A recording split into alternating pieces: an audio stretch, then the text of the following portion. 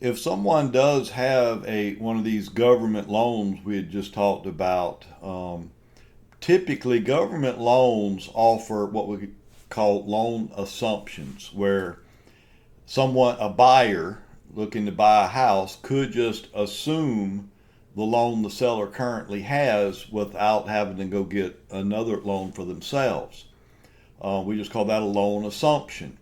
Now, there's a couple of ways to do the loan assumption, and we're going to talk about this. But let me make sure we understand something right up front. Say the house is under contract for 300,000, but the seller still owes 200,000 on their loan. Well, obviously, if the buyer assumes the loan, well, that's just a $200,000 loan they're assuming.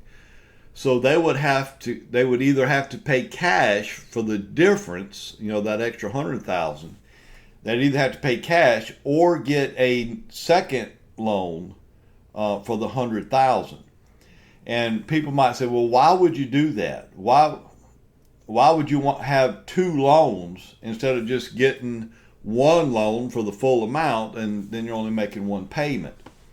Well, a big reason for that is because maybe when the seller got their loan, say they got their loan at 3% interest. Well, rates have gone up now. So now you're looking at 6.5%, maybe 7% interest. Well, if I'm a buyer, would I rather have a one loan, say for $300,000 at 7% interest? Or would I rather have a loan for 100,000 at 7% interest and then the other 200,000 at 3% interest? Obviously it's going to be a lot cheaper with two loans that way. So that's one significant reason why loan assumptions could be a big deal. Now, if the interest rate the seller currently has is pretty much the same as what I'd be getting if I got my own loan, then you may just decide not to worry about the loan assumption. Quite frankly, most people don't. And just go ahead and get their own loan, and then you just got the one payment to deal with. Okay. So having said that, if we are going to assume the loan, there's a couple of different ways you could do that. And the first way would be assuming the loan subject to the mortgage. Subject to, you need to remember that.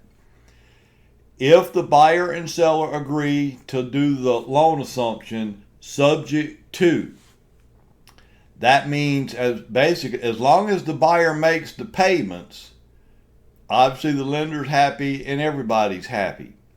But if that buyer quits making their payments for whatever reason, then who is the lender going to be coming after for that for the debt? And it's going to be the seller. So seller, you're still on the hook if you allow them to assume subject to. The buyer has no liability in this situation. So this would be a pretty risky loan assumption for the seller if you allow them to do it subject to. Now, most sellers are like, well, I don't care if you assume the loan or not, but I don't want any liability. If that buyer quits paying, then I want that to be between the buyer and the lender. I want no part of it. Well, if that's the case, then you would have to go to the lender and request a novation. Okay? Now, obviously, in either case, subject to or with the novation, the lender still has to approve the assumption.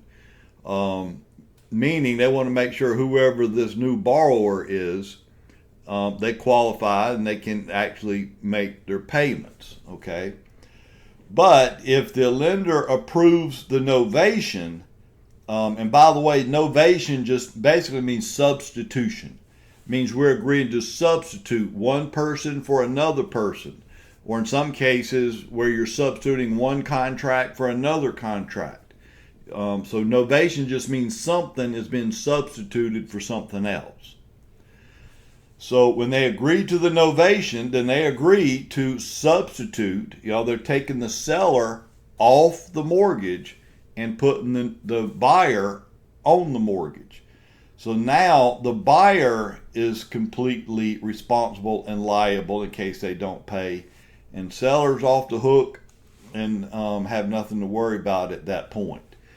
But that's what a loan assumption is, and I will tell you, in the market as of this video, loan assumptions could be very common because interest rates have gone up to around that 6 or 7% now, and so a lot of times buyers can find a house that they want to buy and potentially be able to assume a 3%, 3.5% interest rate that the seller currently has. Okay.